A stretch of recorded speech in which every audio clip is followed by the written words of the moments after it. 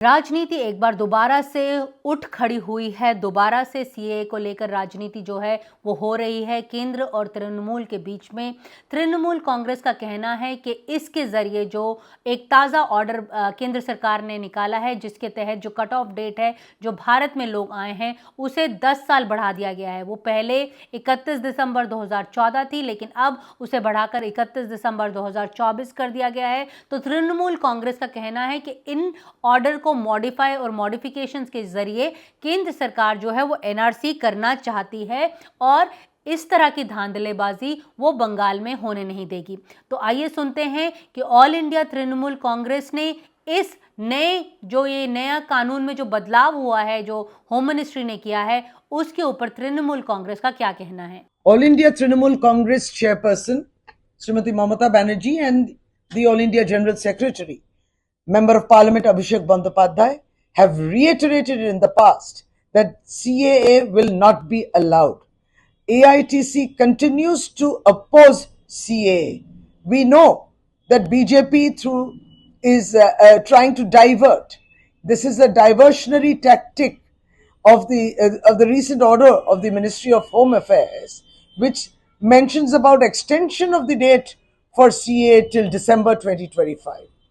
So CAA will follow NRC, it is their ploy. We know what ECI is doing through SIR is also a backdoor to NRC.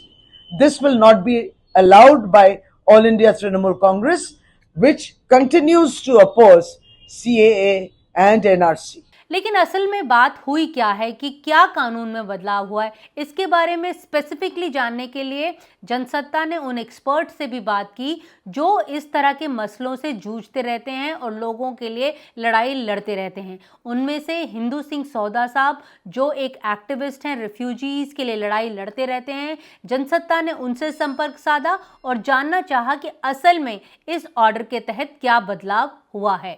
जी, मैं इसको इस ढंग से देख रहा हूँ कि ये बेसिकली जो भी पड़ोसी मुल्क हैं, खास करके पाकिस्तान, अफगानिस्तान या बांग्लादेश, वहाँ से जो अल्पसंख्यक वहाँ के जो माइनॉरिटी है, जिसमें चाहे वो हिंदू हैं, सिख हैं, पारसी हैं, ईसाई हैं या बौद्ध हैं, जैन हैं, तो ये लोग यहाँ पर धार्मिक उत्पीड़न की वजह से आते हैं।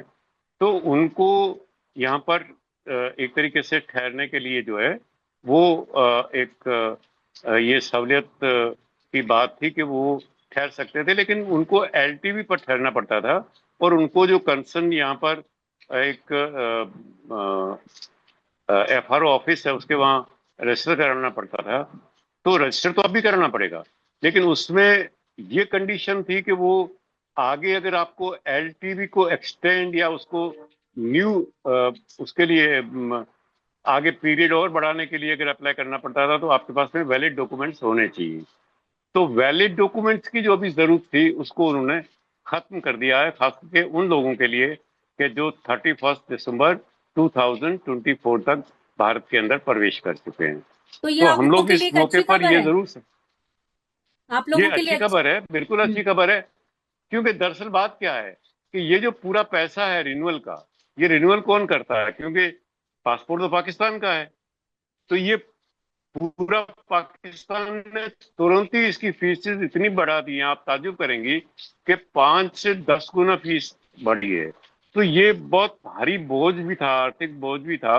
तो हम लोग बार बार सरकार को ये कह रहे थे कि आप इसको हटाइए, आप ये तो आपकी जरूरत है, चाहे वो एलटीवी बढ़ाने के लिए हो या सिटीजनशिप के लिए हो।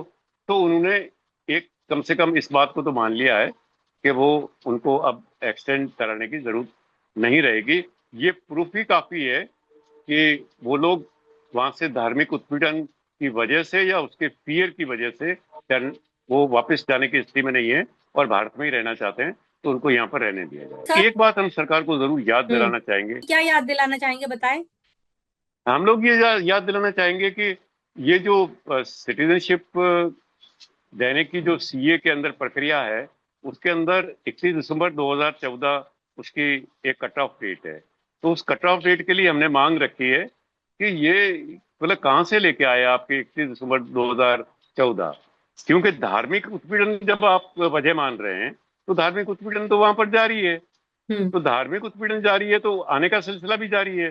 जब आने का सिलसिला जारी है, जो आपके खुद के आंकड़े बता रहे हैं, तो फिर आपको ये डेट जो है ये बढ़ानी भी चाहिए, बल्कि इसको हमेशा के लिए एक जो भी मतलब आप तो सीधी कंडीशन की बात कीजिए, whoever has is persecuted on the religious basis, जिनको भी धार्मिक उत्पीड़न की वजह से तकलीफ हुई है और जिनको आप यहाँ पर अलो कर रहे हैं एलटीवी पर, उनको आप नागरिकता के लिए भी एलिजिबल माने। वैसे अगर हम आंकड़ों की बात कहें तो माना जा रहा है कि लगभग 10,000 के आसपास लोग हैं जिन्हें फायदा होगा। ये 10 साल का जो कट ऑफ डेट बढ़ाया गया है सिर्फ राजस्थान में। पूरे देश में कितने लोगों को फायदा होगा इसका अभी आंकलन करना बहुत मुश्किल है। हाँ, ये बहुत दिलचस्प बात है कि जिन इलाकों में सबसे ज्यादा इस कानून को लेकर विरोध हो रहा था वहां पर सबसे कम लोगों को इस कानून के तहत फायदा हुआ है और उनमें वेस्ट बंगाल भी एक राज्य है। दूसरा राज्य है असम।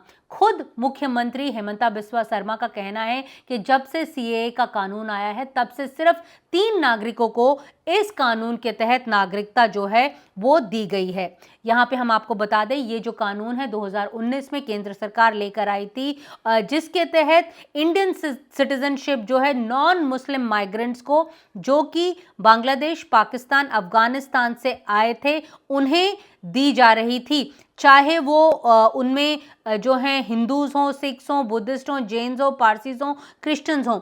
मुस्लिम के अलावा जो भी लोग इन देशों से आए थे रिलीजियस पर्सिक्यूशन का हवाला देकर यानी धार्मिक उत्पीड़न का हवाला देकर जो आए थे उन्हें इस कानून के तहत फायदा होने की उम्मीद थी।